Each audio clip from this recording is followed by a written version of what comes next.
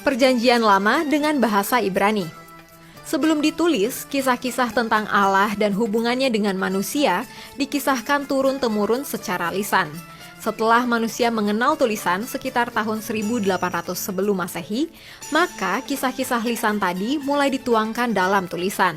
Tulisan paling tua dalam Alkitab Ibrani mungkin berasal dari tahun 1400 sebelum Masehi sampai 1300 sebelum Masehi. Diduga kitab Kejadian ditulis pada tahun 1400 sebelum Masehi pada zaman Musa. Meski ada beberapa pendapat yang mengatakan bahwa kitab Kejadian ditulis ulang jauh setelah Musa meninggal. Sementara kitab yang paling muda dalam Alkitab Ibrani Perjanjian Lama ditulis sekitar abad kedua sebelum Masehi seperti kitab Daniel. Dapat kita perhatikan bahwa rentang waktu penulisan keseluruhan Perjanjian Lama membutuhkan waktu tidak kurang dari 1000 tahun yang ditulis menggunakan bahasa Ibrani. Semua kitab dalam Perjanjian Lama ditulis sebelum kelahiran Yesus, yang mana 97% isinya ditulis dalam bahasa Ibrani dan sisanya dalam bahasa Aram, seperti beberapa bagian dalam kitab Daniel dan kitab Ezra. Septuaginta.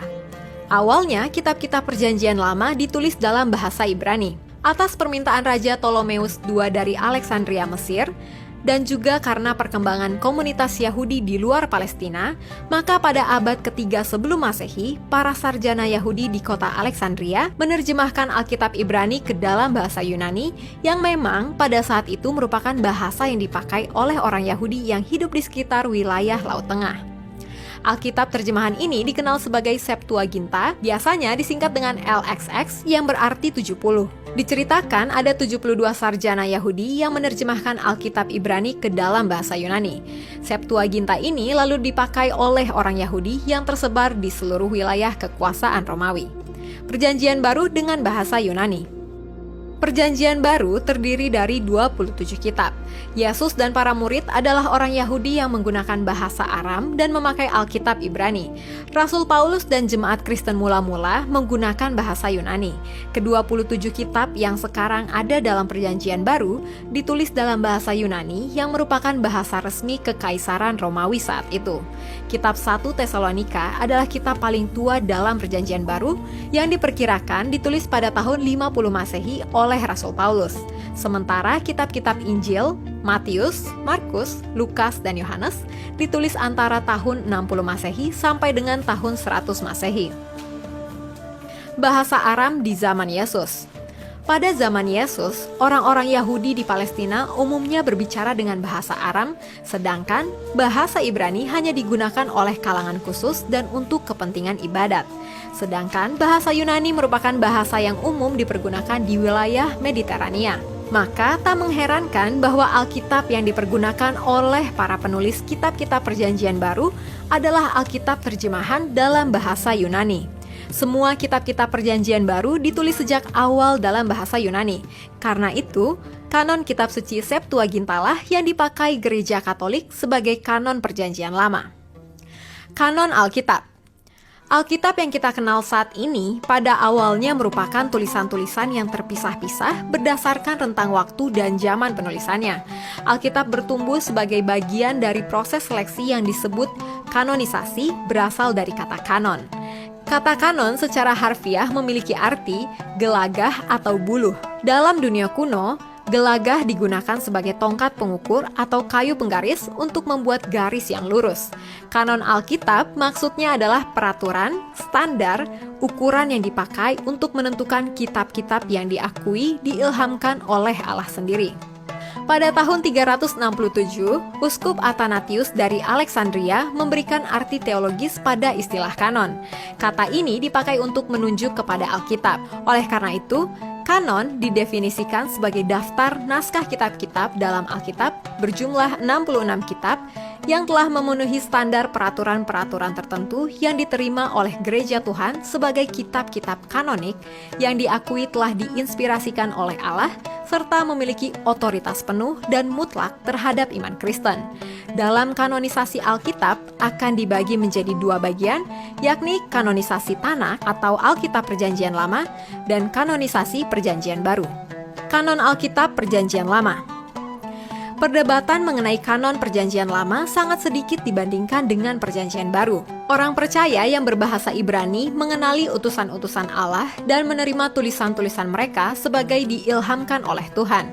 Ada beberapa hal yang bisa dijadikan rujukan landasan pengkanonan Perjanjian Lama, yaitu kanon dikaitkan dengan nubuat, kanon dikaitkan dengan perjanjian atau covenant. Kanon Perjanjian Lama dipastikan melewati rujukan-rujukan Perjanjian Baru terhadapnya.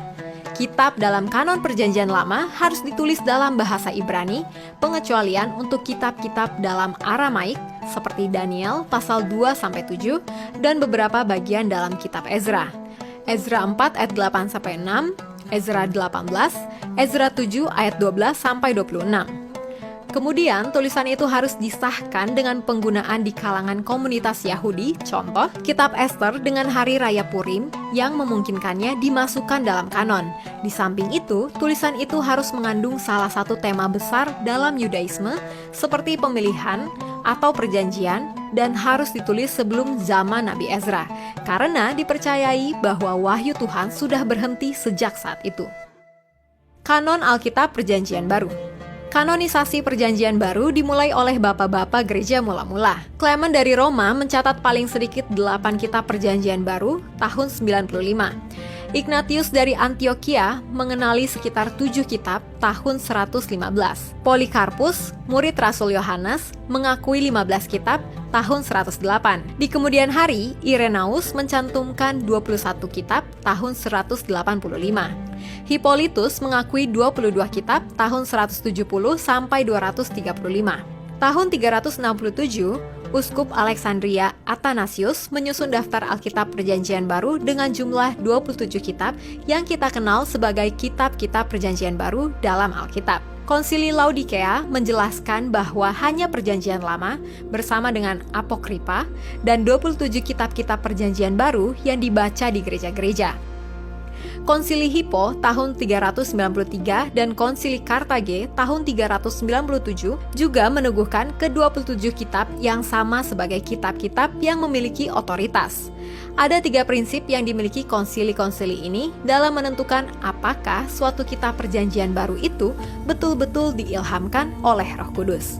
Pertama, apakah penulisnya adalah seorang rasul atau memiliki hubungan dekat dengan seorang rasul?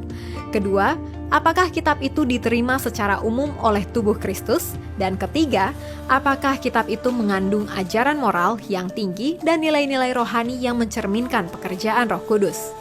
Rentang waktu penulisan kitab-kitab yang kita kenal dalam Alkitab kita saat ini memakan waktu sekitar 1.500 tahun dari tahun 1.400 sebelum Masehi sampai 100 Masehi. Bahkan proses pembentukannya menjadi Alkitab seperti yang kita kenal saat ini membutuhkan waktu sekitar 1.800 tahun dari 1.400 sebelum Masehi sampai 367 Masehi.